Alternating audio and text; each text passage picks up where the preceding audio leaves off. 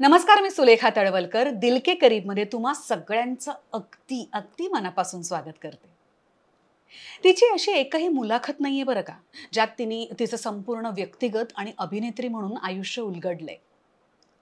पण तो योग आज इथे जुळून आलाय. अमिता मावशी, माझी अमिता मावशी म्हणजे तुम्हा सगळ्यांची लाडकी अभिनेत्री अमिता खोपकर असंभव नंतर इतक्या वर्षांनी आज मला भेटणार आहे. आणि आज फक्त भेटायचं नाहीये, आज तिच्याबरोबर भरपूर गप्पा सुद्धा मारायच्या आहेत. चला तर मग दिल के करीबमध्ये स्वागत करूया माझ्या लाडक्या अमिता मावशीचं. वेलकम टू दिल के करीब. दिल के करीब, खरंच दिल के करीबच आहे. अगं किती वर्षानंतर भेटलोय आपण.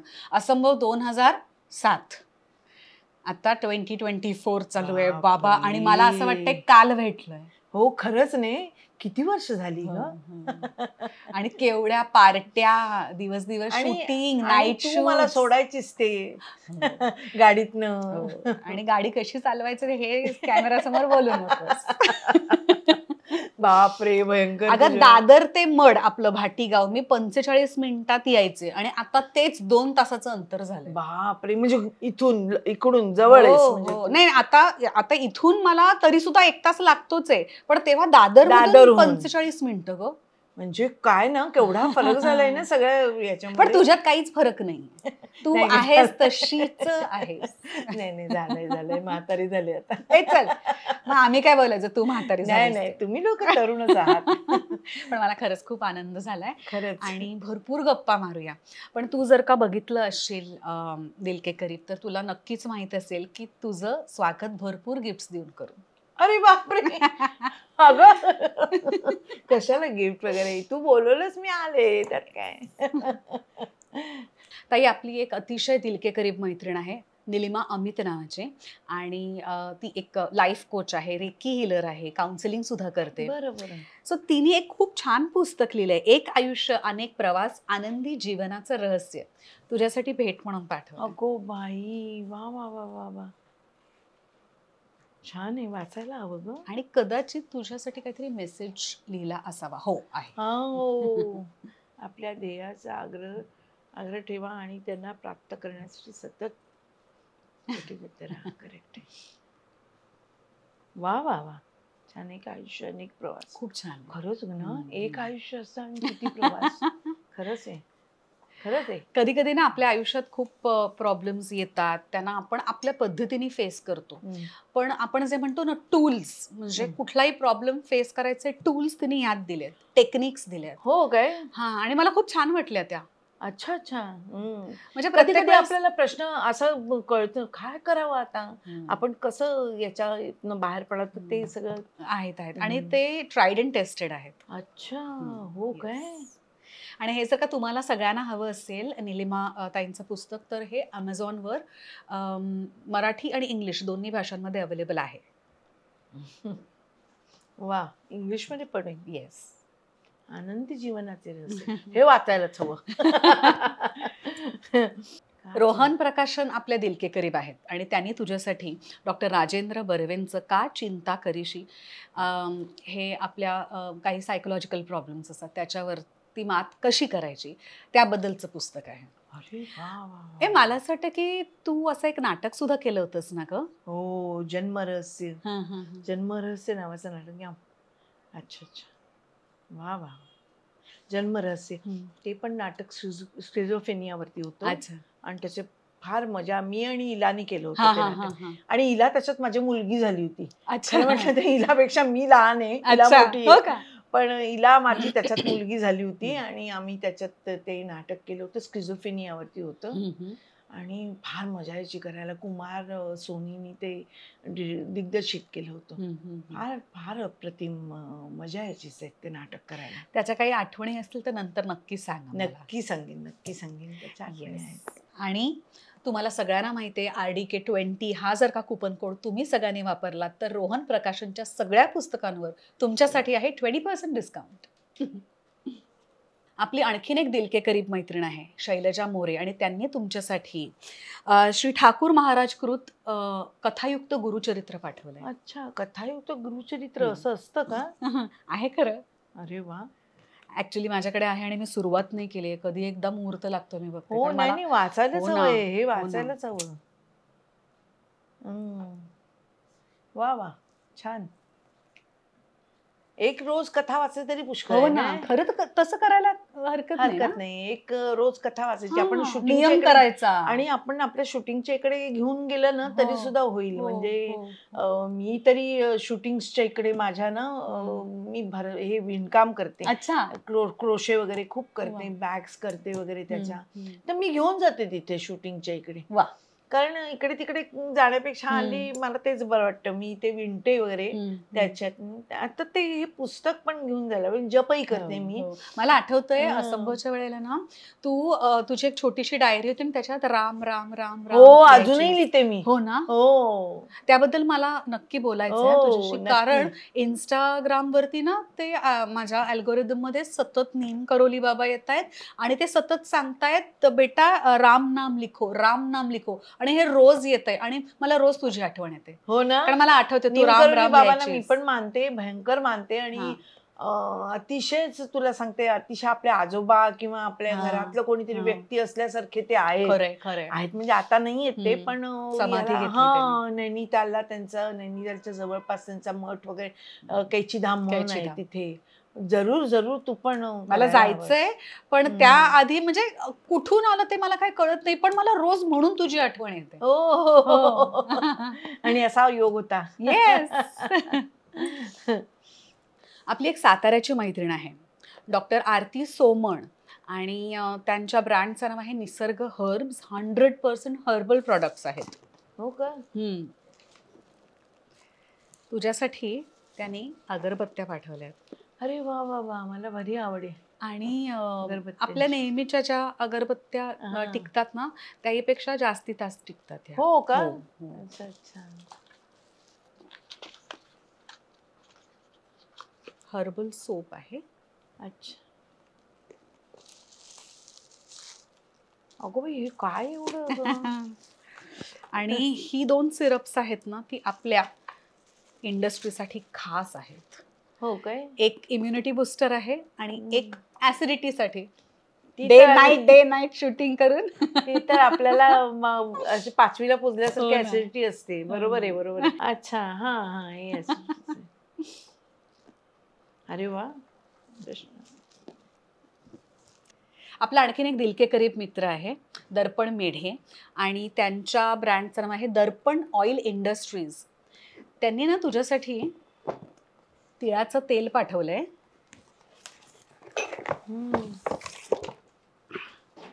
आणि हे ब्रासचे दिवे आहेत. अय्या, पणत्या आहेत त्या. अय्या, जड आहे ना. वा वा, किती सुंदर आहेत बघ ना. किती सुंदर आहे गो. हे पितळाचं वाटतं. पितळ आहे ना. पितळ. फार छान आहे. आणि हे जे तेल आहे ना तिळाचं, आपण नेहमी देवापाशी दिवा लावतो ना त्याची काजळी येते, तर ह्यानी कमी येते. हा, म्हणजे अगदीच नाही असं नाही, पण खूप कमी येते. कारण खूप काजळी येते आपल्या साध्या दिव्यांमध्ये वगैरे. फार सुंदर आहे, फार सुंदर. Thank you so much. Advait Bapat यांचा ब्रँड आहे सहज हवन एंटरप्राइज, आणि ऑर्गॅनिक गुळापासून बनवलेला खरवस त्यांनी आज तुझ्यासाठी इथे आणलाय. अगो बाई, तुला आवडतो का खरवस? खरवस आवडतो, आणि गुळाचा आहे म्हणजे मी खाऊ शकेन. साखरेचा काय खाऊ शकत. वा, क्या बात आहे. कुठे असतात ही? कल्याणला. अच्छा. आपलं पॅकअप झाल्यानंतर त्यांच्याशी बोलतो. हे अद्वैत बापट. हे तुमचं आहे. नमस्कार. अरे वा, खरवस बनवता तुम्ही. अच्छा अच्छा. पण खरवस असं सतत मिळत नाही ना. वा वा वा, छान. हे ठेव. छान छान. मलाच कसं तरी वाटतं. मला सवय नाही अगं एवढ्या गिफ्टची वगैरे. मला कधी आयुष्यात सवयच नाहीये. पण तुझे लाड करायला मला कायमच आवडलेलं आहे, आणि आज मला संधी सुद्धा मिळाली आहे. सो आपली एक पुण्याची मैत्रीण आहे. टिश्यू पाहिजे तुला? अमिता मावशी, मला सवय नाही. सॉरी.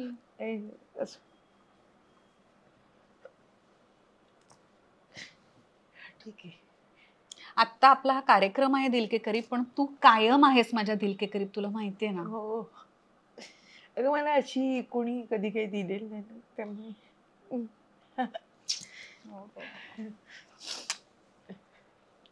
थांबायचंय. नाही. ठीक आहे. आपली एक पुण्याची मैत्रीण आहे, मीना इनामदार, आणि त्यांच्या ब्रँडचं नाव आहे अप्रतिम साडीज, आणि ब्रँड सारख्याच साड्या सुद्धा अप्रतिम असतात त्यांच्या. तुझ्यासाठी त्यांनी खास टसर सिल्कची साडी पाठवली आहे. रंगच आवडलाय मला.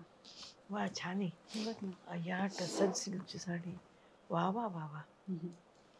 आय थिंक हे खाली असणार आणि हे वर वाटतंय असं. आता काढून नेसले की काढून तुला फोटो पाठव. नक्की त्यांना पाठव. नक्की नक्की. छान, मस्त आहे ना. सुंदर आहे हो. Meenatai, thank you so much. Thank you, खरंच आहे. ये बात. निशांत दादा, निशांत आवळे, अतिशय दिल के करीब मित्र आहेत आणि दिल के करीब बरोबर अनेक वर्ष निगडीत आहेत. त्यांच्या ब्रँडचं नाव आहे चेरी पिक. अच्छा अच्छा, बरं बरं. हा. आणि तुझ्यासाठी ही खास हनीमून कलेक्शनची पाठवली आहे. बरं, एक छानपैकी टॅग पण आहे बघ तुझ्या नावाचा. अरे वा वा वा. हो, खरंच छान आहे. हा, सुंदर आहे. अच्छा, हा ठेवला पाहिजे टॅग तसंच.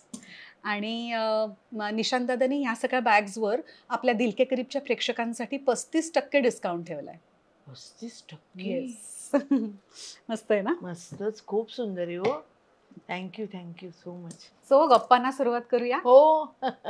बरं, जसं मी मगाशी म्हणाले, तुझ्या मुलाखती खूप कमी आहेत. त्या का? म्हणजे तुला आवडत नाही मुलाखती द्यायला? नाही, मला कोणी बोलू ए जा काही. नाही अगं, तसं काही मी कशातच कोणाच्याच ग्रुप मध्ये नसते, तुला माहितीच आहे. पण त्यामुळे मला असं वाटतं मी थोडी मागे असते असं मला वाटतं. म्हणजे मला काही त्याचं काही कारण माहिती नाही, पण तू बोलवलंस म्हटलं लगेच मी हो म्हटलं. कारण का, मला एकतर भेटणं होतं आणि त्यांनी आनंद पण मिळतो ना, आणि जुन्या आठवणी सगळ्या परत असा रिवाइव्ह होतात, म्हणून मी आले आणि इतकं बरं वाटतंय मला. सो मला असं वाटतं की या मुलाखतीद्वारे आपल्या प्रेक्षकांना तुझ्याबद्दल खूप काही कळणार आहे. तर सुरुवात तुझ्या लहानपणापासून, बालपणापासून करूया का? बरं, चालेल ना. दादरचा जन्म ना ग तुझा? हा, दादरचा जन्म. दादर म्हणजे माहीमचा जन्म. माहीमचा जन्म माहीमचा माझा.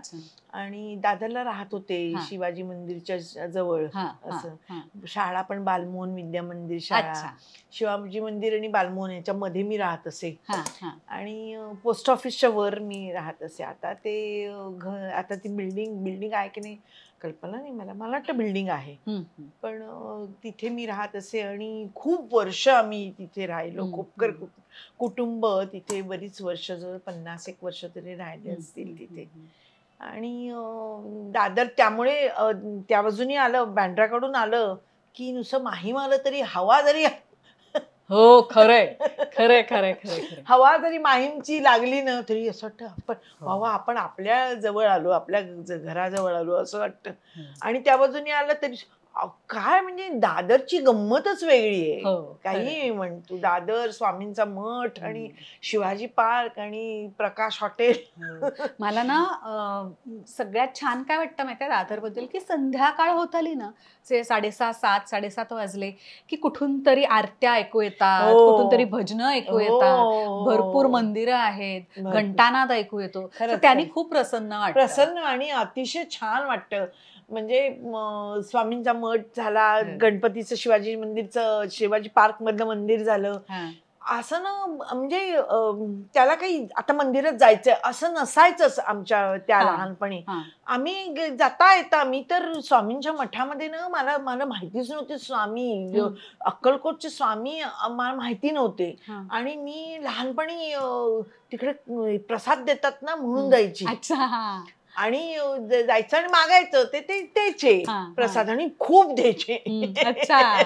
ते लहानपणी मी जायचे. नंतर काही वर्षानंतर मला स्वामींच्या बद्दल माहिती झाली आणि मग मला त्यांच्याबद्दल प्रेम आणि आजोबा असल्यासारखं आणि आपल्या घरातलं कोणतरी असल्यासारखं वाटायला लागलं. आणि मग मी स्वामींच्या मठात तेव्हापासून जायला लागली. ते दादरला किती वर्ष मी स्वामींच्या मठामध्ये जात असे. दादरच्या शिवाजी पार्कच्या मंदिरात जात असे. गणपतीचं मंदिर आहे तिथे. आणि त्याच्यानंतर ह्याचा प्रभादेवीचं गणपतीचं मंदिर, अशी खूप मंदिरं वगैरे दादरला वगैरे असल्यामुळे आणि खूप वेगळं वातावरणच वेगळं होतं त्या काळामध्ये. एकमेकांच्या मध्ये खूप प्रेम होतं. म्हणजे तिथे लांबच्या म्हणजे बेबी बिस्किट मार्टच्या इकडे कोणी राहणार असेल ना तर आमच्या आजीची मैत्रीण वगैरे ते काहीतरी केलं ना की ते एवढंच तरी डब्यामध्ये ठेवून सुद्धा आणून देणं. वरच्या वरती कोणी राहत असेल तर आणून देणं. आमच्याकडची आमची आई काही केलं तर वरती नेऊन देणं, त्या आजींकडे नेऊन देणं. असं त्यावेळेला दादरचं वातावरण होतं. आता नाहीये. शेजार धर्म होता पण नाही, आता नाहीये. आता नाहीये तसं. ते अगं माझ्या बिल्डिंग मध्ये कोण राहते तेही मला माहिती नाही. म्हणजे कधीतरी क्वचित लिफ्ट मध्ये काही हाय हॅलो झालं तरच, नाहीतर नावं एकमेकांची माहित नसतात. म्हणजे किती फरक झालाय नाही सगळ्या गोष्टींमध्ये. फारच फरक झालाय. आणि तेव्हा कसं तेव्हा माहिती असायचं आपल्याला की त्यांच्याकडचं अमुक यांच्याकडचं ना कोणतरी अमेरिकेला गेलं किंवा कोणी कोणाकडचं लग्न जमलं किंवा कोणाच्याकडे कोणी आजारी आहे हे त्यावेळेला माहिती असायचं. आणि आता म्हणजे तुम्हाला काही माहिती नसतं नाही. खरंच खूप फरक झालाय. आई वडिलांबद्दल काय सांगशील? आई वडिलांच्या बद्दल मी सांगेन माझ्या आईनी संपूर्ण संसार जो केला तो माझ्या आईनी केला. वडील माझे खूप म्हणजे काय बोलावं, व्यसनी होते. व्यसनी म्हणजे खूप दारू प्यायचे आणि ते खूप हुशार होते, जिनियस माणूस होता. पण काय त्यांचं आयुष्य घडलंच नाही. माझ्या आईनी सगळा संसार, माझ्या आईनीच त्यांचं काम शिकली माझी आई. आणि माझ्या आईनी आम्हाला 3 मुलांना वाढवलं. त्याच्यानंतर काय ते काम जे ते हॉस्पिटलचं काम आणि सगळं असं करायचे. कॉन्फरन्सेस वगैरे डॉक्टर्सच्या वगैरे असायच्या त्याचं काम ते करायचे माझे वडील. आणि माझ्या वडिलांचं काम आई शिकली. आणि आईच्या नंतर मग माझ्या मोठ्या भावानी पण शिकले कारण तिला जास्त खूप पडायला लागलं काम. मग ते पण भाऊ शिकला, धाकटा भाऊ शिकला आणि मग ते 2 जण मदत करत असे आईला. आणि तिनेच घर सांभाळलं. तिने आल्या गेल्यांचं पण खूप केलं. आणि तुला आठवत असेल तर तू दादरचीच आहेस. गणपतीची मिरवणूक अमुक तमुक हे असं असल्यावरती आमचं घराच्या एनसीकेकर रोडवरनच शिवाजी मंदिरचा तो रस्ता जो होता तो फार महत्वाचा होता. तिकडनंच गणपती जायचे, तिकडच मोठे मोठे गणपती जायचे. सगळे घरात नातेवाईक म्हण, कोणतरी आजूबाजूला राहणारे म्हण, सगळी जण यायची. त्या सगळ्यांच ते करायचे. एवढ्याला काहीतरी मसाले भातच कर, कधी इडल्याच कर, कधी सांबार कर, असं ते खूप करते. हातही मोठे मोठे तिचे. त्यामुळे नॉनव्हेज प्रकार आणि व्हेज प्रकार ती खूप सुंदर करायची. आणि तिनेच घर सांभाळलं, आम्हाला मोठं केलं. आणि वडिलांनी केलं नाही असं नाही, पण त्यांचा सहभागापेक्षा आईचा सहभाग खूप जास्त होता. आई वडिलांची काय नाव? माझ्या आईचं नाव कुमुदिनी आणि वडिलांचं नाव अरविंद. असं. आणि 2 भाऊ मला आहेत. एक मोठा भाऊ आहे माझ्यापेक्षा मोठा, त्याचं नाव अमोद. आणि एक माझ्यापेक्षा लहान आहे, त्याचं नाव अभिजित. आता ते सीबीडी बेलापूरला राहतात. आता ते काही इकडे राहत नाही. तू पण आधी तिथेच राहायचीस? आधी मी म्हणजे त्यांच्याच जवळ राहायची. कारण मला आठवते असंभव करताना तू ऑल द वे तिथून यायची. आणि तुला आठवतंय मी कसा प्रवास करायची तो? मी सीबीडी बेलापूरहून सकाळी लवकर निघायची आणि रिक्षा मिळायची नाही. त्यामुळे ती चालत बस स्टॉप वरती यायचं. बस स्टॉप वरती बस करायची, बस करून बँड्राला यायचं, बँड्राला उतरायचं, रिक्षा करायची, रिक्षा करून वर्सोव्याला यायचं, वर्सोव्याला बोट करायची, बोट करून जेट्टी, परत रिक्षा नाही तर बस, जे काय मिळेल ते. आणि तसं करून मी सेटवरती यायची. म्हणजे आणि जाताना पण एकत्र दादरला. आणि जाताना मात्र तू सोडायचीस ना मला 11:30 तू सोडायचीस. आणि मला चांगलं आठवते ती बस काहीतरी 11:15 शेवटची बस असायची. ती गेली की 8 लागायची गो माझी. मग मला चेंबूरला जायला लागायचं. मग ट्रेन पकडायची आणि जायचं वगैरे असं सगळं. तू मी आणि शर्वरी पाटणकर आपण एकत्र जायचो. ती पण दादरची. आपण आठवतंय ना जायचो. आणि मग काय मजा यायची. काय मजाच करायचो. म्हणजे तेव्हा मला म्हणजे आठवतच नाही की मी खूप कष्ट केलेत, खूप डे नाईट केलं, पण त्यात पण मजा करायचो आपण. खूप मजा यायची. आठवतंय तुला काय एकेकाला हसायचो आपण. काय रे बाबा. आणि आपण जेवताना तुला आठवतं जेवताना सगळे एकत्र बसायचो. आणि प्रदीप वेलणकर पासून इला भाटे आणि सतीश राजवाडे कोण नाही सगळे एकत्र बसायचो. आणि ते भट्टी छान जमली होती ग. आणि इतके हसायचो. आठवते तुला उमेश कामत तर पडायचा असून तो शांत होता. पण काय बापरे खूप मजा केली त्या सिरियल मध्ये. असंभव मध्ये आपण सगळ्यांनी खूप मजा केली. आणि एकमेकांचं खूप कौतुक होतं नाही आपल्याला. खरं खूप कौतुक होतं. तू आज सीन छानच केलास ग, तू आज मस्तच केलंस ग, असं आपण एकमेकांना सांगायचो. आता मला वाटतं किती सांगतात मला माहिती नाही. आहे तसं नाही असं नाही आहे. पण मला असं कायम वाटतं अमिता मावशी आपण ना तिथे जास्ती वेळ असतो आपल्या कुटुंबापेक्षा. एक्झॅक्टली. सो तिथे आपण म्हणजे फॅमिली बनून नाही राहिलो तर कामामध्ये सुद्धा नाही. आणि मग ते फरक पडतोच कामामध्ये. एक दुसऱ्यांची एक ट्युनिंग असलं ना, ट्युनिंग पण काय बेफाट. आणि आपलं मन सुद्धा प्रसन्न राहिलं पाहिजे जिथे आपण काम करतो. अगदी निश्चित. सो तुला लहानपणापासूनच ऍक्ट्रेस व्हायचं होतं का? नाही म्हणजे मला काही माहिती नाही. कधी कळलं मग तुला? मी ना असंच CKP हॉल आमच्या इकडे रामारती रोडला मागे आहे. तर तिथे हे नाटक व्हायचं.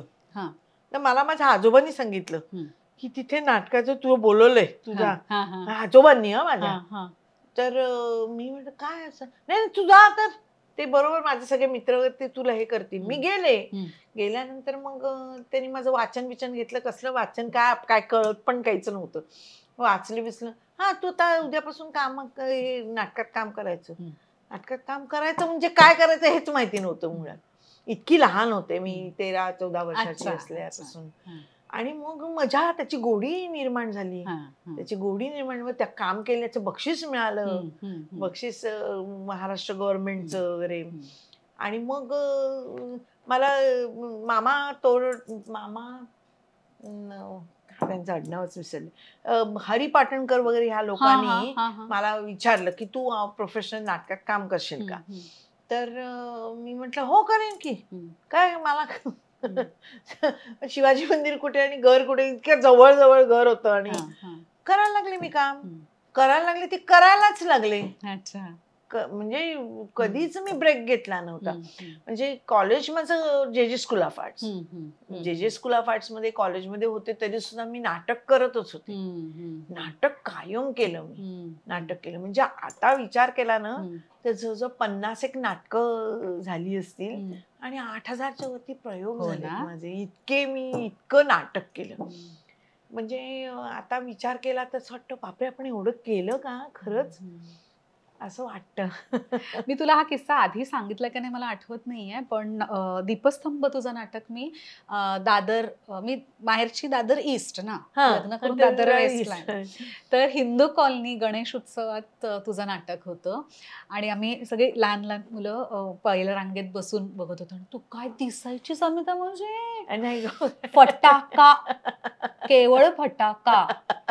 आणि त्यानंतर नाटक संपल्यानंतर ते काहीतरी बक्षीस द्या, हे करा ते करा वगैरे असायचं ना. त्यावेळेला म्हणजे नाटकातली तू वेगळी आणि तू कपडे वगैरे अशी चेंज करून टाईट जीन्स आणि टॉप वगैरे असं आईला. आणि तेव्हा असं बघून वाटलं मला असं व्हायचंय यार. काय पर्सनॅलिटी होती ग तुझी. पर्सनॅलिटी बरी होती. अरे बरी खल्लास होती. नाही ग तेव्हा आम्ही स्कूल ऑफ आर्ट्स मध्ये जायचे. आणि JJ मध्ये एक वातावरणच माणूसच वेगळा होतो JJच्या परिसरामध्ये. आणि सगळं वगैरे तुला म्हणजे आता तू काढलायस विषय म्हणून मी तुला सांगते. माझे केसही खूप लांब होते. आणि ते असे गुंडाळायचे आणि ब्रश लावायचा. आणि खादी भंडारातल्या चप्पल घालायच्या, असं सगळं वेगळं वेगळंच होतं. काय मला काही आता चांगली दिसत होते, बरी दिसत असेल. खूप सुंदर. म्हणजे सौंदर्यापेक्षाही ना एक अशी तुझी पर्सनॅलिटी खूप छान होती. अच्छा. मस्तच. म्हणजे मला काही तशी कल्पना नाहीये. म्हणजे मला तोच प्रॉब्लेम आहे. मला नेहमी मंगेश कदम वगैरे नेहमी म्हणतात की तू म्हणजे भय्यण असे, भय्यण. तू म्हणजे भय्यणीसारखी आहेस. भय्यणीला माहितीच नसतं की आपण अगं नाही, तुझ्या कामाबद्दल सुद्धा ना तू ना काही काही सीन्स मध्ये ना तुझ्या नकळत इतकी बॅटिंग करतेस, इतकी बॅटिंग करतेस आणि त्यानंतर त्याबद्दल तुला काहीच कौतुक नसतं किंवा तू काय केलंस हे सुद्धा तुला कळत नाही. अगं ते कारण म्हणजे मला माहिती नाही. म्हणजे एक मेथड किंवा क्राफ्ट असते काही काही ऍक्टर्सच्या कामामध्ये, जशी दिलीप भैयांची वगैरे आहे तशी क्राफ्ट ऍक्टिंग करतात मध्ये करतेस. म्हणजे हो, पण आणि सगळ्यांच्या पुढे जातेस.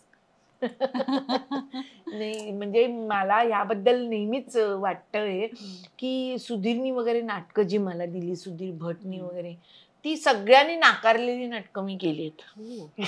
सगळ्या ऍक्ट्रेसेसनी जेव्हा नाही म्हटलं तेव्हा ते नाटक माझ्याकडे आलं. माझ्याकडे नाटक कधी वाचायला कधी झालं नाही. हे तू नाटक ह्याच्यात तू करायचं, आणि गरज इतकी मोठी होती की आपण विचारायचंच नाही, अच्छा हे नाटक का, अच्छा तर ते असामी नाटक माझ्याकडे तसं आलंय. म्हणजे खूप मराठी, आता मी नावं घेत नाही, मराठी मोठ्या मोठ्या अभिनेत्र्याच्याकडे असामी गेलो होतो. ते नाटक जेव्हा माझ्याकडे आलं आणि ते केलं मी आणि मंगेशने केलं, मी आणि मंगेशने, आणि ते नाटक पहिला प्रयोग आम्ही पुलंना दाखवायला पुण्यात गेलो. पुण्यात गेलो तर भरतनाट्य मंदिरला. पुलं खूप आजारी होते, पार्किन्सन्स झालेला होता, आणि त्यांच्या मिसेस त्या आणि नाटक बघायला आले. नाटक त्यांनी बघितलं आणि ते बघतच राहिले. कारण का, की एकतर रत्नाकर मतकरींनी त्यांच्या ललित लेखनावरती अशा तऱ्हेचं नाटक लिहिलं, हे याच्यावर त्यांचा विश्वासच बसेना. ते बघतच राहिले असं. आणि मग नंतर मला चांगलं आठवते, म्हणजे सगळ्या अवॉर्ड्स पेक्षा सगळ्यात मोठं अवॉर्ड ते माझ्या आणि मंगेशसाठी होतं. एका बाजूला मंगेश आणि एका बाजूला मी, असं आम्हाला जवळ घेतलं त्यांनी. जेव्हा ते जवळ घेतलं, त्यांचा जो स्पर्श होता ना, अगं तुला मी काय सांगू, ते म्हणजे मेस्मरायझिंग होतं सगळं वातावरण, भरतनाट्य मंदिरच्या बाहेर वगैरे. मी असा अनुभव कधीच आतापर्यंत घेतला नाही. म्हणजे ते नाटक बऱ्याच मंडळींनी, बऱ्याच अभिनेत्रींनी नाकारलेलं नाटक होतं. कारण का, तर त्याच्यात पुरुष प्रधान, ते नाटक कम्प्लीट पुरुष प्रधान आहे ना. धोंडोपंत जोशींचं नाटक आहे ते. नाटक म्हणजे पुस्तकच, असामी असं आहे. म्हणजे मी काय काम करते हे तसं बघायला गेलं तर मला नाही कळत. म्हणजे आता थोडं कळायला लागले. आता मला कळतं. म्हणजे जेव्हा आता मी हिंदी सिरियल्समध्ये काम करते आणि त्यांना काही बाकीच्या लोकांना माहिती नसतं माझ्याबद्दल, म्हणजे माझ्याबद्दल म्हणजे आपल्यासारख्या मराठी ऍक्टर्सबद्दल किंवा सिनियर ऍक्टर्सबद्दल त्यांना काही माहिती नसतं. आणि जेव्हा एखादा सीन येतो आणि तो आपण चोपतो म्हणजे असं मुद्दामून होत नाही, ते होतच आपल्याकडनं. तू प्रत्येक सीन चोपते नाही.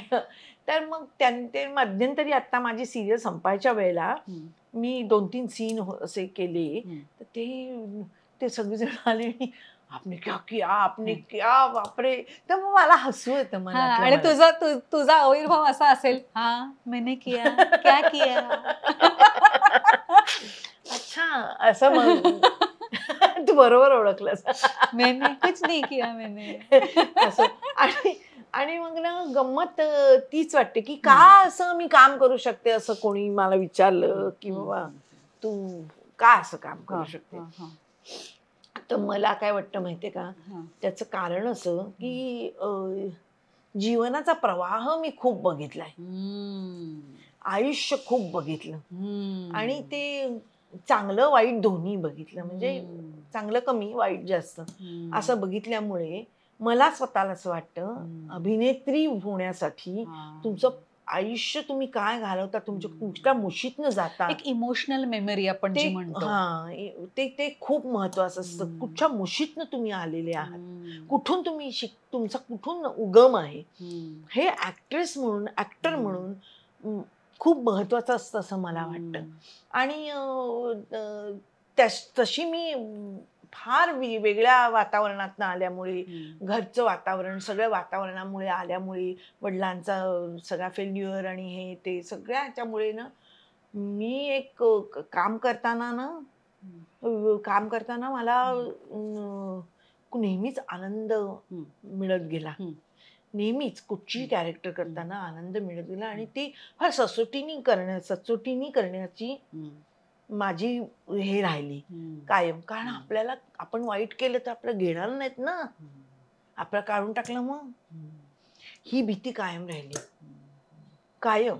आणि मला नेहमी वाटतं काम करताना माझा रोल माझा सीन असतो तसं तुझाही सीनच असतो ना एखादा, तो मला ओळखता आला पाहिजे. हा माझा सीन नाहीये, हा सुलेखाचा सीन आहे. तर मी बॅकफूटला लावून सुलेखा कसा सीन तो चांगला करेल हे जेव्हा ऍक्टर समजून घेतो, जेव्हा ऍक्टरला समजायला लागतं, हे नाही, हा तिचा सीन, सुलेखाचा सीन आहे आणि सुलेखाने तो मारलाच पाहिजे, सॉलिड केला पाहिजे, मग माझ्याकडून त्याच्यासाठी लागणारी मदत, सपोर्ट असं खरं आहे ऍक्टरनी करायला पाहिजे. तर किती लोक करतात मला माहिती नाही, पण असंच मी काम कायम करत आले. आणि तू म्हणतेस तसं की संबंध माझ्या आयुष्याचा माझ्या कामावरती खूप परिणाम झाला. तू हरकत नसेल तर हा प्रवास सांगू शकशील का? हो सांगेन ना, काय हरकत काहीच नाही, सगळं आपलं काही प्रॉब्लेमच नाहीये. प्रवास म्हणजे तुला कसं काय म्हणायचंय, म्हणजे कसा प्रवास, म्हणजे लग्न वगैरे असं म्हणतेस का तू? म्हणजे हा जो खडतर प्रवास तू 2-3 वेळा मेन्शन केलास, त्याबद्दल थोडक्यात सांगू शकशील? हो सांगेन ना. माझं लग्न 90 साली झालं. माझ्या लग्नाच्या आधी ना माझी आई स्थळ वगैरे बघत होती का, पण ना नाटकात काम करते म्हणून माझं लग्नच जमत नव्हतं त्यावेळेला. त्यावेळेला थोडं, आता थोडंसं बदललंय सगळं, पण त्यावेळेला असं होतं की नाटकात काम करते, नको रे बाबा, म्हणजे नाही, आम्हाला नाही जमणार, असं बऱ्याच स्थळांकडनं आलं. माझ्या आयुष्यात सुनील आला ना, तर सुनील, मी एक सिरियल, मंगेश कदम आणि संजय सुरकर एक दोघं मिळून सिरियल करत होते, गावाकडच्या गोष्टी नावाची. तर त्याच्यात त्या दोघांनी मला बोलवलं काम करायला. दोघंही माझे अत्यंत जीवष्य कंठस्थ मित्र, दोघंही. त्यांनी कर ग तू. म्हटलं अरे नको रे, तिथे कुठे येऊन करायचं, नाही तू कर. तिथे हा सुनील एक्झिक्युटिव्ह प्रोड्युसर होता. अच्छा. तर त्यांनी मी यायच्या आधी मंगेशने आणि संजयनी ना सुनीलला सांगितलं होतं, बघ आमची मैत्रीण येते, तिच्या मागे गे लागू नको, ती आमची मैत्रीण खूप साधी सरळ आहे, तिच्या मागे मी अरे नाही यार, काहीतरी काय वगैरे असं सुनील बोलला होता. आणि मग सुनीलने माझा नंबर घेतला. तर त्याला नंतर कळलं की ह्याने नंबर घेतलाय. मग त्याने विचारलं मंगेशनी, काय तू नंबर वगैरे तिचा काय, तुझा बेत काय? अरे काय बेत काय नाहीये वगैरे. मग त्याने मला फोन केला सुनीलनी, तर माझ्याबरोबर सिनेमाला येशील का? डायरेक्ट सिनेमाला येशील का? म्हटलं हो, कोण कोण येते? आणि सगळे आपले सगळे ग्रुप मधले सगळेजण येत आहेत. आणि ते मेट्रो सिनेमा, तिथे मला त्यांनी बोलवलं. सगळे ग्रुप मध्ये सगळे आपल्या ते आपण ठरवले सगळे त्या सिरियल मधले येत आहेत. मला वाटलं खरंच सगळे येत आहेत. आणि मी गेले वाटासाठी माहितीये. आणि कोण कुठे आहेत, कोण ते आत बसलेत सगळे, असं त्यांनी सांगितलं. आणि मला आतमध्ये नंतर मला कळलं की मला एकटीलाच बोलवलंय म्हणून. मी म्हटलं हे काय तुम्हाला एकटीला बोलवलं, मग काय सगळ्या गावाला बोलवू काय, असं मला तर म्हणाला. आणि मग तेव्हापासून मग आम्ही भेटायला लागलो, बोलायला लागलो. आणि मग त्यांनी घरी सांगितलं, त्याच्या घरी, की मला ह्या मुलीशीच लग्न करा, आम्ही तशीच लग्न करायचंय. तर त्याच्या घरी विरोध, ब्राह्मण न दातार, ते म्हणजे मी खोपकर महाराची आणि ते दातार. त्यांनी नाही सांगितलं. त्यांनी ठीक आहे म्हणे. सुनील म्हणला ठीक आहे, नाही करायचं तर नाही कर, मी लग्नच नाही करणार. मी कोणाशी लग्न केलं तर हिच्याशी करेन, तर मी अमिताशी लग्न करेन, नाही तर लग्न नाही करणार. मग त्याच्यामध्ये मधल्या ते नाही, त्यांचं नाही चालू होतं. आणि मग तो माझ्या आईला येऊन भेटला. मध्ये. आणि माझ्या आईला तो खूप आवडला. माझ्या आईला अतिशय आवडला, कारण तो तसा होताच, तसा म्हणजे अतिशय मॅनर्स आणि असा. नाही भेटले. नाही, तू नाही मला वाटतं भेटली. तू नाही भेटलीच. मॅनर्स हे करणार, वाचनाची खूप आवड. स्मिताताई भेटले? स्मिता भेटली. स्मिता भेटली. स्मिता, हो स्मिता भेटले. स्मिता त्याला भेटली. तर मग अशी त्याला खूप आवड आणि अशी सगळं होतं. त्यामुळे मग माझ्या आईला तो खूप आवडला. त्याने आईने विचारलं, मध्ये काही तू सोड म्हणजे कधी भांडणार नाहीस ना तिच्याशी, तिला सोडणार नाही? तो म्हणला कधी नाही सोडणार. आणि असा सोडून गेला. खूप लवकर गेले ना? खूप लवकर गेला. तो याच्या 33व्या वर्षी गेला. हो ना. म्हणजे किती वर्ष संसार केला? 8 वर्ष. 8च वर्ष. 90 मध्ये लग्न झालं, 98 मध्ये गेला. आणि आदित्य माझा मुलगा मला झाला 91 मध्ये. आदित्य 7 वगैरे वर्षाचा होता मला वाटतं गेला तेव्हा. आणि मग आदित्यला तू एकटीच सांभाळत होतीस? हो, एकटीच सांभाळलं त्याला. आदित्य आता 33 वर्षाचा आहे, आता मोठा आहे. म्हणजे पण या सगळ्या काळामध्ये ना मला माझ्या मित्रमंडळींनी, नाटकातल्या क्षेत्रांनी, मंगेशनी, सगळ्यांनी, संजय मोनेनी, राजीव नाईकनी, विजय केंकरेंनी, सगळ्यांनी खूप मदत केली आहे मला.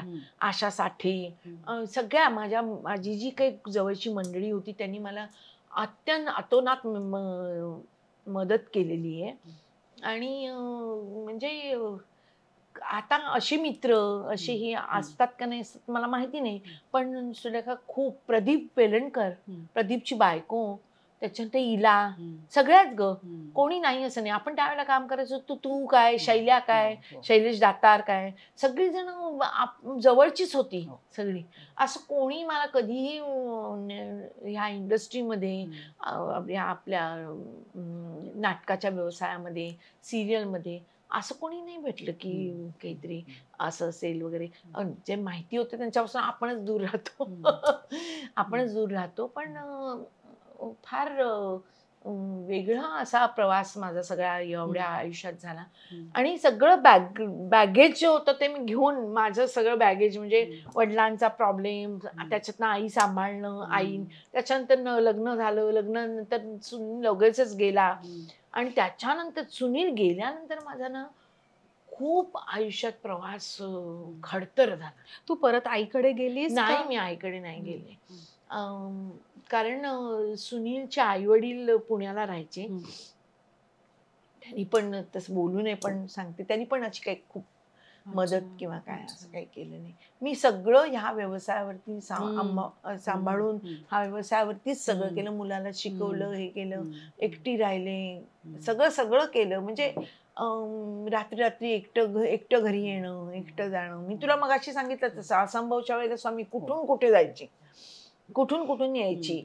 आणि त्यावेळेला आणि सिंगल पेरेंटिंग हे काही खायची गोष्ट नाहीये ग. आणि मला आठवतंय ना, तू सतत त्याच्याशी फोनवर बोलायची. तो एकटा असायचा घरात. आणि मग त्याच्याशी फोनवरती बोलायची आणि त्याला सांगायची. मला चांगलं आठवते, एकदा मी स्मिताचं शूटिंगसाठी, कुठलं शूटिंग होतं मला आठवत नाही, स्मिताच्या शूटिंगसाठी त्या बंगल्यावरती, तुमच्या त्या तिकडच्या बंगल्यावरती आम्ही होतो. आणि इथे त्या ह्याच्यावरती अटॅक झाला होता,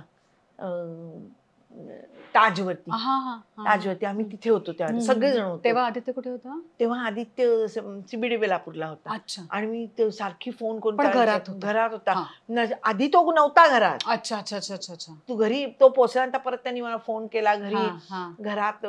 असं पण म्हणजे असे पण प्रसंग येतात. आणि आपण म्हणतो काम तर करायला लागतं, बाहेर तर जायला लागतं. आणि आपल्या कामाचं स्वरूप असं आहे, 15-15, 20-20 तास आपण बाहेर असतो. 20 तास पकडूनच चालतो आपण, ट्रॅव्हलिंग सकट. आणि आता तर जास्तच झालंय. आता पूर्वी तरी थोडं कमी होतं, आता तर जास्तच ट्रॅफिक लागतो आपल्याला. पण खूप विचित्र आणि असा प्रवास सगळा झालाय माझा. पण मला काम करायला आनंद वाटतो. पण आणि एवढी सगळी नाटकं, एवढे प्रयोग, एवढं हे करून, एवढी माणसं सगळी भेटून आनंद वाटतो, हे निश्चित आहे. आता काय, आता माझ्यासारखे कितीतरी लाखो असतील अगं, पण प्रत्येकाच्या आयुष्यामध्ये ना काहीतरी ABCD असतंच असतं. कोणी असं सुटलेलं नाहीये या सगळ्या. माझं A असेल तर कोणाचं असेल याचं B असेल. काहीतरी वेगळं आयुष्य असतं. वेगळं प्रत्येकाच्या आयुष्यामध्ये काही ना काहीतरी हे असतं. तर माझ्या नशिबाला हे आलं. पण मी त्याच्यावरती पण मात करून राहिले. म्हणजे मी तुला एक आठवते, मला आठवतंय की असामीचा प्रयोग मी तुला सांगते साहित्य संघात होता. तो होता प्रयोग गव्हर्नमेंटचा. गव्हर्नमेंटची प्राइजेस स्पर्धेतला प्रयोग होता. आणि माझा नवरा होता ICSU मध्ये, भयंकर आजारी होता. म्हणजे ओपन हार्ट सर्जरी वगैरे झालं, ICSU मध्ये होता तो. आणि तो मला सांगत होता, मी त्याला सांगत होते की मी प्रयोग करणार नाही. तो मला म्हणत होता नाही, जाऊन प्रयोग करायचा, तू जाऊन प्रयोग कर. मंगेश पासून, संजय सुरकर पासून आणि आपल्या संजय मोने पासून, हे सगळे मित्र, राजीव नाईक, विजय केंकरे वगैरे. तर विजा काय म्हणाला की तू प्रयोग कर, प्रयोगाला तुला घेऊन जातो आम्ही. आणि तिकडे हॉस्पिटलमध्ये संजय मोने आणि राजीव नाईक बसले आणि मला प्रयोगाला विजा केंकरे आणि घेऊन गेले प्रयोगाला साहित्य संघात. आणि सुनील होता KEM मध्ये.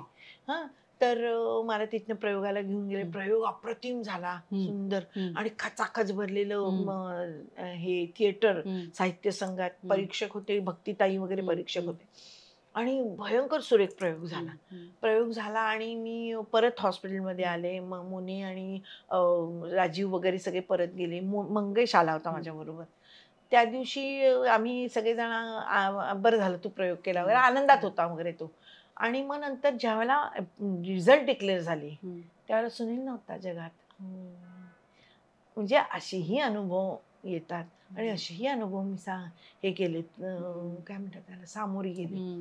तर मला बेसिकली मला मस्ती करायला आणि अशी आवडायची. पण आता गेले काही वर्षानुवर्ष आयुष्यातले इतके प्रसंग असे आल्यानंतर आता शांत झाले. पण या सगळ्या प्रसंगांना तोंड देत देत तू कणखर झालीस, स्ट्रॉंग झालीस का आणखीन वीक झालीस? नाही, वीक तर मनात ना आहेच मी, म्हणजे तसं आहे. पण मी स्ट्रॉंग डेफिनेटली झाले, मी कणखर झाले. म्हणजे सगळं आयुष्य मी माझंच घडवलेलं आहे. मला कोणी आम्ही बघतोय ना इतके वर्ष. कोणी म्हणजे मीच सगळं केलेलं आहे. मुलाला मोठं करणं, घर सांभाळणं, स्वयंपाकाचं पासून सगळंच सगळं म्हणजे मीच केलेलं आहे. आणि मला स्वयंपाकाची भयंकर आवड आहे, त्यामुळे मी आनंदाने केलेलं आहे. आणि मला सगळे घरी येण्याची पण खूप आवड होती. ते आता काही झेपत नाही आणि होत नाही आता. पण त्या काळात सगळीजण घरी आली की आनंद व्हायचा, हे व्हायचं. पण हे सगळं ह्या बॅगेज बरोबरीने मी कॅरी केलं आणि केलं. आता जेव्हा कोणी म्हणतं तुमचं काम छान होतं, तुम्ही चांगलं काम करता, मला हसू येतं. मला असं वाटतं की ठीक आहे, म्हणजे एवढं इतक्या ह्याच्यानंतर इतकं तर आलंच पाहिजे, इतकं दातांनी दळल्यानंतर इतकी तर ओवी आलीच पाहिजे ना. तसं आहे. म्हणजे मला आता कुठलंही आता साधारण उदाहरण द्यायचं तर आता मी रश्मी शर्माची सिरियल केली, दो दुने प्यार. त्याच्यामध्ये जी कॅरेक्टर मी म्हटलं की तू कुठेही मला उभं कर, काही कर, मला काही नाही, मला काही कॅरेक्टर बिरेक्टर काही नाही, मला पैसे पाहिजेत, मला पर डे मिळतोय ना, मी करते काम. पण ते कॅरेक्टर इतकं काहीच नव्हतं. त्याच्यात ते 2-3 सीन आले ते मी केले. पण म्हणजे आता मला असं वाटतं की आता ठीक आहे, केलं काम, ठीक आहे, आपण हे पण केलं, हे पण केलं, हे पण केलं, चालेल, ठीक आहे. मी ना एक मध्यंतरी नाटक केलं होतं, जन्मरहस्य. ते तू पुस्तक मला दिलंस ना, राजेंद्र बर्वेंचं, त्याच्यावर आठवलं. ते जन्मरहस्य नाटक केलं ना, त्यावेळेला पण आम्ही ते नाटक केल्यानंतर ते जन्मरहस्य नाटक स्किझोफ्रेनिक बाईचं केलं होतं. तर मग मला तुला सांगते, मला आनंद नाडकर्णींनी खूप मदत केली होती त्यावेळेला आम्हाला. त्या स्किझोफ्रेनिक लोकांच्या मध्ये नेऊन बसवलेलं होतं. स्किझोफ्रेनिक लोक एक्झॅक्टली काय करतात, बायका कशा करतात, काय करतात, हे मी पाहिलेलं होतं. मला इलाला आम्ही जाऊन बघितलेलं होतं. तर ना, तर ते नेहमी नाटक बघितल्यानंतर, प्रयोग बघितल्यानंतर म्हणायचे की अमिता, तुला ना त्यांच्यात नेऊन बसवलं ना, खपून जाशील तू. असं ते म्हणायचे. ते म्हणायचे तू इतकी तू त्यांच्यासारखी दिसते आणि वागतेस म्हणे ते कॅरेक्टर. अगं मला इतकं हसवायला ते मला म्हणले, ते मला नेहमी म्हणायचे की तू इतकं कुठूनही वाटत नाही की तू स्किझोफ्रेनिक नाहीये, तू तशीच दिसतेही तशी वाटायला लागतेस म्हणे. असं म्हणजे मला सांगायचं आहे की हे की नाही, पण मग ते मस्करी, ती मस्करी वेगळी. पण मला कायम असं वाटतं की जी भूमिका तू करतेस ना ती तूच वाटतेस. म्हणजे त्याच्यात काही त्या भूमिकेमध्ये आणि अमिता खोपकर मध्ये काही फरक जाणवत नाही. मग परत when you jump into another role तू तशी वाटतेस.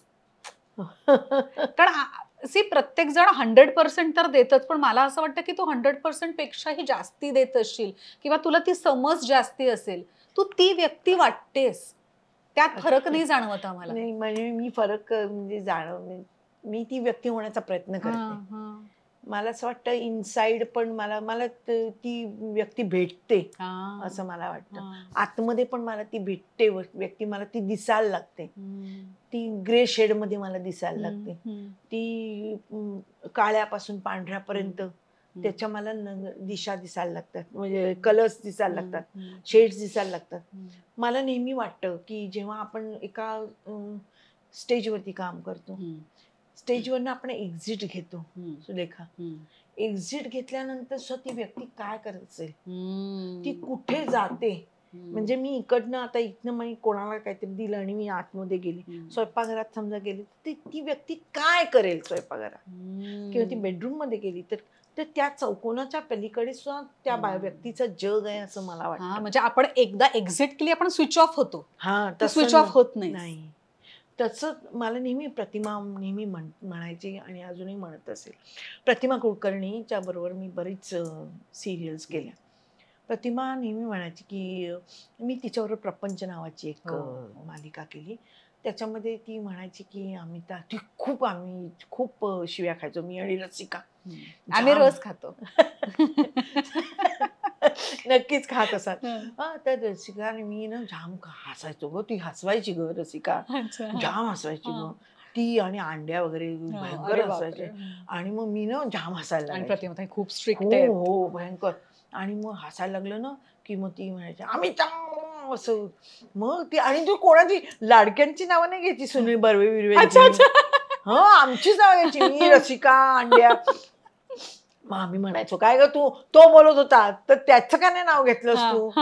हो का, तो बोलत होता म्हणजे त्याचं ना नाव घ्यायची ती ना आमची नावं घ्यायची आणि मोठ्या आम्ही मग ते तरी सुद्धा आहे ना, ती काय म्हणायची माहिती, तू शूटिंगच्या वेळेला किती मला त्रास दिलात ना तुम्ही लोकांनी, तरी सुद्धा अमिता तुझं म्हणे मी एक सांगते, ती मला हे मात्र येऊन सांगायची. त्या कौतुक पण करतात. भयंकर तिला फार प्रेम आहे. तर तिने ना एकदा मला असं सांगितलं होतं, अमिता तुला ना सगळ्या 100त 100 मार्क, 100त 200 मार्क एडिटिंग टेबल वरती आम्ही. वा वा वा. असं ती मला म्हणाली होती. ते का, तर ती म्हणायची की असे कमी ऍक्टर्स असतात की कट असं म्हटलं की अभिनय करणारी व्यक्ती जी ऍक्टर असेल त्यांनी कट की मूड सोडून देतात. तसं तू सोडत नाही, तू कट आर्च पूर्ण करतेस आणि मग सोडतेस. ती आर्च असते ना ती पूर्ण करते. वा वा. म्हणून तुला तुझा ऐकताना सुद्धा काटा येतोय. तर ती म्हणाली की तुझा इथे पण कापू शकतो आम्ही, इथे पण कापू शकतो, तू आम्हाला चॉईस देतेस, इथेच नाही कापत आम्ही तुला इथे पण कापू शकतो, इथे पण कापू शकतो. वा.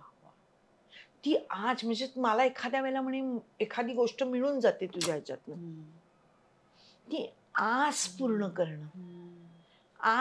करणं ऍक्टरना, किती ऍक्टर्सना कळतं, नाही कळत.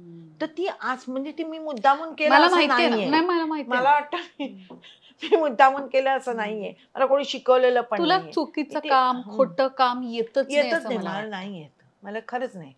मला म्हणजे मला असं वाटतं की आस पूर्ण करणं, मी हे आस पूर्ण करणं म्हणजे तिने सांगितलं म्हणून मला कळलं. म्हणजे मला तुला कळलं नसतं. आता मी आता एक बघितलं, कोणाचे नाव नाही घेत, पण फक्त मी आता एक प्रोमो पाहिला. त्या प्रोमो मध्ये एक ऍक्ट्रेस, नामचीन ऍक्ट्रेस, तर त्याच्यामध्ये दोघांचा सीन आहे. त्या दोघांच्या सीन मध्ये ऍक्टर जो आहे तो काहीतरी म्हणत असतो आणि त्याच्यावरती ती म्हणत, मुलगा आल्यानंतर ती त्या मुलाच्या बाजूची होते. आता मला असं वाटतं की तिची घालमेल झाली आहे नवऱ्यामध्ये आणि मुलामध्ये. तर ती घालमेल कशी दाखवावी तिने, दाखवलीच नाही. तर मला असं वाटतं की तिने त्यावेळेला फक्त नवऱ्याकडे एक लुक द्यायचा. नवऱ्याकडे लुक दिल्यानंतर नवऱ्याच्या बाजूने सुद्धा एक लुकचा हे आला असता. मग काय झालं असतं, नवऱ्याकडनं आलेल्या लुकचा कॉग्निझन्स घेऊन तिने त्या मुलाला उत्तर दिलं असतं, तर तो रोल, ते कॅरेक्टर, ते त्यावेळेचा सीन कुठल्या कुठे गेला असता एका लुकने. हे मला कोणी शिकवलेलं नाहीये, मला हे समजतं, येतं. म्हणजे एकच नाटक मी ज्या वेळेला जावई माझा भला नावाचं नाटक 2 ऍक्टर्स बरोबर करते, दिग्गज लोकांबरोबर. एक दिलीप भैया आणि दुसरं विक्रम गोखले आणि दिलीप प्रभावळकर.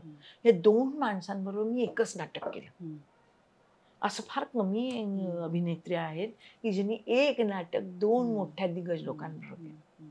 विक्रमची काम करण्याची शैली वेगळी आणि दिलीप भैयांची शैली टोटली वेगळी, खूप वेगळी, खूप वेगळं काम करायचे दोघ जण.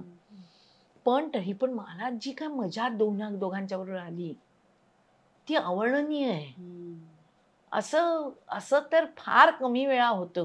दिलीप भैयांची सगळी मेथड अशी वेगळी, फार वेगळं काम करायचे ना दिलीप भैया. Totally craft.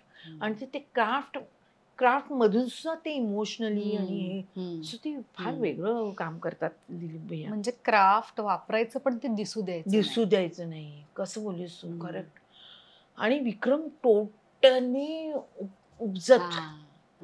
तर त्यामुळे विक्रमची पद्धत वेगळी होती, शैली वेगळी होती आणि दिलीप भाईंची टोटली शैली वेगळी आहे. तर मी अशी अभिनेत्री असावी की मी असं एक नाटक 2 ऍक्टर्स बरोबर केलं. सुधीरने मला ते करायला दिलं. त्या नाटकाची सुद्धा गंमत कशी होती माहितीये, ते नाटक पण माझ्याकडे वाचायला आलंच नाही. ते नाटक पण असंच माझ्याकडे आलं.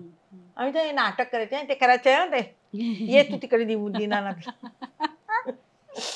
दीनानाथला ये. अंड्याला अरे कशाला यायचंय?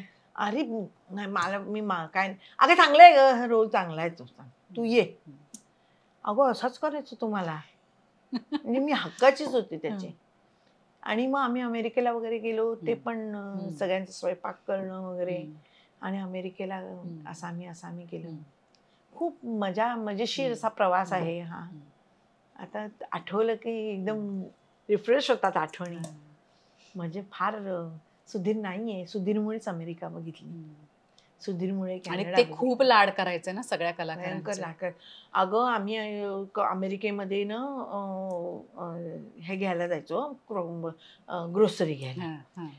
तर ना मी माझ्याकडे कार्ट असायचं, तर तो काय तो पुढे असायचा. तो काय करायचा, हे पण घेऊया, हो काय भलतंच, हे घेऊया, काढून टाकायची, मागणं काढून द्यायची. कारण मी काय म्हणायचे माहिती, आपल्याकडे फ्रीज नाहीये, आपल्याकडे काही नाहीये, आपण बस मधनं जाणार आहे. आणि दिलदार माणूस ना, एकदम दिलदार गो, किती दिलदार. आईस्क्रीम स्वतःला खायचं असायचं. हे आईस्क्रीम खाऊया, आईस्क्रीम घ्यायचं, आईस्क्रीम सगळं असं एवढं मोठं टब भरून आईस्क्रीम, आणि चमच्याने सगळ्यांनी खायचं. आणि तो काय गपागप आईस्क्रीम खायचा माहितीये, मज्जा. फार सुधीरला खूप मिस करतो आम्ही, सगळेच मिस करतो. सुधीर वेगळाच माणूस होता. सुधीरमुळेच मी खूप नाटकं आणि अमेरिका वगैरे सुधीरमुळे बघू शकले. आणि छान, म्हणजे आयुष्यातला हा प्रवास सगळा चांगलाच होता. फक्त आता मला वाटतं की आपण खरंच केलं इतकी वर्ष. तू इतकं काम केलंयस, तुझ्यासाठी तुझं लाडकं दिल के करीब काम कोणतं? बरीच आहेत, पण आणि ऑफकोर्स नाटकच असेल ना? नाही, सिरियल पण आहेत. म्हणजे आधी सिरियल सांगते. हो, सांग ना. असंभव तर खरंच दिल के करीब. असंभव सारखी मालिका मला नाही वाटत की कित्येक वर्षात झाली. तू पण मानशील. हो हो. त्याच्यानंतर प्रपंच, त्याच्यानंतर प्रतिमाचीच झोका, त्याच्यानंतर नाटक असामी असामी, दीपस्तंभ, त्याच्यानंतर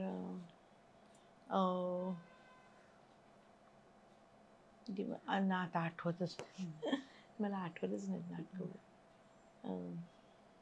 नाटक जास्त दिल के करीब आहे. असामी असामी, दीपस्तंभ, त्याच्यानंतर आणखीन नाही आठवत. पण हे सगळीच नाटकं खरं म्हटलं तर काहीतरी देऊनच गेली. आणि तू मालिका मराठीपेक्षा हिंदी मध्ये जास्त केल्यास? हा, आता गेल्या 15 वर्षात मी गेल्या 15-16 वर्षामध्ये हिंदी मालिका जास्त केली. त्याच्यामध्ये मला असं वाटतं हिंदी मालिकामध्ये तू मेरा हिरो नावाची एक मालिका होती, शशी सुमित नावाच्या प्रोडक्शनची, स्टारसाठी. ती मालिका मी विसरू नाही शकत, अशी मालिका झाली. त्या मालिकेमध्ये अखिलेंद्र मिश्रा होते, त्याच्यानंतर खूप मोठी मोठी लोक होती आणि ती शशी सुमितनी फार सुंदर लिहिलेली ती, शशी मॅमनी फार सुरेख मालिका लिहिली होती. ती मालिका एक मी विसरूच शकत नाही.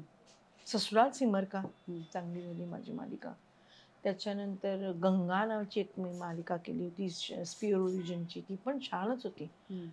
अशा बऱ्याच मालिका आहेत. आता मी ना एक रश्मी शर्मासाठीच एक पायलट केला होता, तो झाला नाही नंतर. त्याच्यापासून विरार पासून चर्चगेट पर्यंत कामाच्या बायका पुरवणारी बाई असते, अशी कॅरेक्टर केली होती. आणि काय सुंदर मालिका. मग काही झालं नाही पुढे? काय झालंच नाही. ती झाली असती ना, अरे मस्त झालं असतं. ती मालिका झाली असती तर आज मी आणखीन कुठेतरी गेली असते. पण ती नाही, पण होईल काहीतरी. ऐकतानाच खूप ग्रेट वाटतं. फारच वेगळं आहे काहीतरी, वेगळं आणि सुंदर असं हे होतं. पण मी तुला सांगू का, खरं म्हटलं तर मला असं आता सतत वाटतं की जेव्हा मी हिंदी सिरियल करते त्यावेळेला मला असं वाटतं आपल्याकडे मराठीत किती सुंदर ऍक्ट्रेसेस आहेत, किती सुंदर अभिनेत्री, किती सुंदर अभिनय करणारी लोक आहेत, हिंदीत का नाही जात? हा मला नेहमी पडला. का तुला काय वाटतं? मला वाटतं भाषा ही इतकी त्यांची स्ट्रॉंग आहे. आपल्याला वाटतं आपण हिंदी बोलतोय, पण आपण हिंदी, आपल्याकडे जी मराठीत बोलली जाते हिंदी मराठी हिंदी बोललं जातं. तसं तू कसं काम केलंस मग भाषेवर? मी ना, मला ससुराल सिमर का मी केलं ना, तेव्हा त्याच्यात हरियाणवी बोलायची होती मला. आणि ती मला काही केलं येत नव्हती. मग अगो मला ना घाम फुटायचा सीन करताना, काय ऍक्टिंगचा प्रश्न नाही, बोलायचाच प्रॉब्लेम. तिथे ना त्याच्यात एक मुलगा होता, तो हरियाणाचा होता, हरियाणवी बोलणारा होता, तो मला शिकवायचा. अच्छा. म्हणजे त्यांचं कसं असतं माहितीये, तेरे तो मिलकर किसी नाही, तेरे तो मिलकर काय बरं, तेरे तो मिलकर खुशी हो गई, के करे से, चाय तो पी जाओ, चाय पी के आना, किंवा काही असं सगळं सगळ्या प्रत्येक माणसाला के करे से, म्हणजे त्यांचं विचारणं असं प्रेमाने, के करे से, ठीक से ना. अरे ओळखतोस कशाला ठीक से? आपण कसं बरी आहेस काय, बरी आहेस ना, ठीक से ना. अरे असं ते तो लहेजा आहे ना, तो समजून घेणं खूप गरजेचं आहे. त्याच्यानंतर इथे तू काशी ह्याच्यात गेलीस ना, बनारस मध्ये गेलीस ना, ते फार गोड बोलतात माणसं. हे सगळं शिकले मी. हे मी शिकले कसं मी, ते ससुराल सिमर का, त्याच्यानंतर आता तू मेरा हिरो केलं ना, त्याच्यात अखिलेंद्र मिश्रा होते माझ्यावर. आणि माझ्याबरोबर जी माधुरी म्हणून होती, ती आहे महाराष्ट्रीयन, पण तिने लग्न वगैरे सगळं, ती तिकडची इंदोरची वगैरे आहे, त्यामुळे तिचं हिंदी म्हणजे बेफाट हिंदी होतं. आणि तिने मला आणि अखिलेंद्रजींनी शिकवलं मला हिंदी बोलायला. तर ते मला सांगायचे, आप चिंता मत करो, बिलकुल चिंता मत करो, आपको आ जाएगा, क्या प्रॉब्लेम आहे असं. आणि मग त्यांनी मला सांगितलं आमचं बरेलीचं म्हणजे मथुरेची ती गोष्ट होती. मथुरेला हिंदी कसं बोललं जातं, बनारसमध्ये हिंदी कसं बोललं जातं, बरेलीला हिंदी कसं बोललं जातं, हे त्या लोकांनी मला सांगितलं आणि शिकवलं. मग तू शिकले म्हणजे मी ऐकून त्यांचं ऐकून शिकले. आणि आता तुला सांगते कसं माहितीये, बनारसमध्ये गेलीस ना की ते फार गोड बोलतात लोक. अरे बैठिए ना, तनिक चाय पी के तो जाइए. अरे काहे जा रहे हो, क्यों जा रहे हो, काहे जा रहे हो, बैठिए ना, खाना खा के जाइए, आपके पसंद का बनाया है. असं. आता हे जे आहेत ना मथुरेला जे बोलतात ना ती लोक कसं बोलतात माहितीये, अरे हमने तो किया, हमने नहीं मैंने किया, मैंने उसको बोला ना. ते डायरेक्ट बोलतात. अच्छा. बनारसची लोक डायरेक्ट काहीच बोलत नाही. अच्छा. भयंकर. तू बरेलीला गेलीस ना की खूप फास्ट बोलतात. अच्छा अच्छा. तुमने, हमने, मैंने असं बोलतात. आपल्याकडे महाराष्ट्रामध्ये हिंदी बोलताना तू बोलतात, तर ते कधीही हिंदीची लोक तू बोलत नाही, ते तुम म्हणतात. तुम किंवा आप किंवा तुम. तुमने किया, तुमने म्हणजे तुमने. आपण तूने किया, तू आता है की नाही, जाता है की नाही, असं आपल्याकडे बोललं. त्यांच्यासाठी तुम म्हणजे अरे तुरे. तुम म्हणजे आणि तू नाहीच. तुम किंवा आप तो ऐसे, आप आइए ना, आप बैठिए तो. आणि आदर देण्याचं खूप नॉर्थकडे ना आदर देण्याचं खूप जास्त आहे, आपल्याकडे ते नाहीच आहे. मी पण तुला काम करताना पण असं वाटतं का की तिथे हिंदीमध्ये काम करताना आदर जास्ती देतात आपल्यापेक्षा? हो ना, कारण मी हे बऱ्याच ठिकाणी बऱ्याच लोकांकडून ऐकलंय. काय माहिती, त्यांना माहिती नसतं तुम्ही काय केलंय वगैरे, ते नसतं, पण ते आदर वगैरे देतात. डायरेक्टर्स वगैरे असतात ना, ते तुम्हाला असं अरे तुरे वगैरे करून बोलतच नाही. आइए ना, आता ते शूटिंग आपल्या शॉटला बोलवायला आले ना, आइए ना अमिताजी, आइए ना, शॉट रेडी आहे, आएंगे आप. मी म्हटलं ना 5 मिनिट. हा ठीक आहे 5 मिनिट, मी रुकता हूँ. आणि मी आपल्याकडे बोलवतात कसं सांगू, चला पटकन उठा. बापरे, असे बोलवतात. अहो त्यांना अगं पण त्याची सवय झाली, कारण सगळे आपलेच आहेत. असं नाही बोलत ते, सगळे आपले. माझं तर जाईलच. मी करत नाही मराठी सिरियल, ते बरं आहे मला वाटतं. आणि म्हणजे ना मला काही कळतच नाही मराठी ह्याच्यामध्ये. खरं म्हटलं तर जेवण बिवण चांगलं मराठीत असतं. अच्छा. हिंदीत जेवण एवढं चांगलं नसतं. पण अलीकडे काय सगळेच जण डबे घेऊन जातात. डबे, तेच मी पुढे म्हणणार, ते आपण आपला डबा नेतो. पण खूप प्रेमाने वागतात. आता पवन कुमार जे आहेत, रश्मी शर्माचे मिस्टर, त्यांच्याबरोबर मी आता सिरियल केली ना, ते पण आइए ना, आप बैठिए, आप थोड़ा टाइम है, इनका होने दो, फिर आपका है, आप बैठिए ना, हमारे पास बैठिए. फिर मग काहीतरी त्या चॉकलेट असेल काय असेल ते देणं. आप कैसे आई, आज नाही ट्रॅफिक लगा नाही ना आपको, असं पण बोलणार. अच्छा. ते छान बोलतात. डब्बा लाया है की नाही लाया है, असं म्हणजे मान देणं हे त्या लोकांच्या. आपल्याकडचे डिरेक्टर्स कसे असतात, आताची नवीन मुलं, मला तर माहिती नाहीये विशेष, पण मला फार कमी वाटते त्याची मराठीमध्ये. इतकं आता तू जे सांगितलंस ते फार जास्त वाढलेलं वाटतंय मला. पण आणि ना आपल्याकडे ना असिस्टंट वगैरे असतात ना, आता तुझ्याकडे काय चपाती भाजी खायला आलो का आम्ही, कोणाला म्हणतोस तू? काहीतरी मान देणं आहे का नाहीये, मान दिलाच पाहिजे. मी मान दिला तर समोरचा माणूस मला मान देणार ना. आपल्याकडे ते नाहीच आहे असं मला वाटतं. आणि मला दुसरं वाटतं की इकडे आपल्याला जेव्हा सिरियल घेतो आपण, मराठी सिरियल घेतो, त्याला आपल्याला सांगितलं जातं की साधारण 19-20 दिवस काम असेल. पहिल्या महिन्यात वगैरे 19-20 दिवस लागतं काम, पण पैसेही कमी करतात आपले. पैसेही कमी केले जातात. दिवसही आपल्याला सांगतात की 20 दिवस आहे. 20 दिवस काम आपण काय हिशोब लावतो, चल ठीक आहे, चल 4 पैसे कमी मिळाले चालेल, 20 दिवस आहे ना काम, ठीक आहे, आपण असं मनात म्हणतो. पण ते काय करतात, तुला पण असेल अनुभव, 20 दिवसाचे 15 दिवसावर येतात, 15 दिवसाचे 10 दिवसावर येतात आणि मग 8 दिवसावर येतात आणि पैसेही कमी. मग मला सांग, आपल्यासारख्या लोकांचे ज्यांचा व्यवसाय आहे हा, ज्यांचं संबंध आयुष्य आपलं सगळं घरात व्यवसायावर घर चालतं, त्यांनी 8 दिवस काम करून कसं घर चालेल? आपल्याला मिनिमम 15 तरी दिवस काम करायला हवं का नको? बरोबर. असं हे मराठीत मला जाणवलं आणि सांगतही नाहीत. गोष्ट काहीच्या काहीच होते, गोष्ट एक सांगतात, एक असते, एक गोष्ट पण तसंच होत असेल. होतं. पण तिथे तुमच्या कॅरेक्टर्सना ना कॅरेक्टर्स वापरली जातात, जास्तीत जास्त तुम्हाला काम असतं. म्हणजे तिथे 20 दिवस सांगितलेले असतील, कॉन्ट्रॅक्ट मध्ये 20 दिवस, ते 22 दिवस शूटिंग होतं, 23 दिवस शूटिंग होतं. तिथे शूटिंग होतं, एका सीनसाठी पण बोलवतात हिंदीमध्ये. आणि मी काय आता असं म्हणत नाही की हिंदी सिरियल्स काही भयंकर, ते पण मराठीसारखं काही, म्हणजे मराठीपेक्षा सुद्धा त्यांच्या गोष्टी काही भयानकच असतात. पण तरी सुद्धा आहेत ना, ते फार कन्व्हिन्स होतील, तुम्ही कन्व्हिन्स व्हाल, प्रेक्षक कन्व्हिन्स व्हाल असं शूट करतात. म्हणजे एका सीनचे ते नंबर ऑफ शॉट्स खूप घेतात.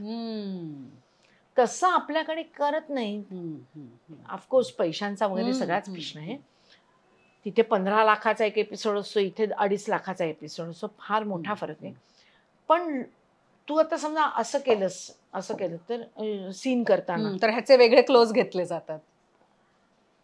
म्हणजे असा हात तुम्ही नेला, मी तुला असं केलं, त्यात शॉर्ट आणि त्यामुळे काय होतं माहितीये, त्यामुळे तो सीन इन्हान्स होतो, सीन फार ब्युटिफुल दिसतो. मग तुमची गोष्ट गेली खड्ड्यात, ती गोष्ट काय भयानकच असते त्यांची. म्हणजे ससुरा सिमर मध्ये माशी विशी दाखवली, ते हिरोईनला माशी केलं होतं वगैरे, अशा पण गोष्टी असतात. पण ते घेतात, कन्व्हिन्स करतात, हिरोईन रंजक करतात, रंजक करतात. सेट, आमचं सेट आता तू बघितलं असं, सेट म्हणजे काय ब्युटिफुल सेट. म्हणजे काय ते करतात, हा फरक आहे. येस, अमितावाशी खूप मज्जा आली. मला खरं तर आणखीन दिवसभर तुझ्या बरोबर गप्पा मारायला आवडेल आणि जे आपण करू, जे करू, फक्त मला सुट्ट्या मिळत नाही. आता एखाद्या दिवशी सुट्टी घेतो. येस, नक्की नक्की. पण थँक्यू सो मच. अरे काय, भरपूर गप्पा झाल्या आणि खूप बरं वाटलं. खूप, खरंच बरं वाटलं. येस, खरंच बरं वाटलं, मजा आली. आणि तुम्ही सगळेजण ऑलवेज पाहत राहा दिल के करीब.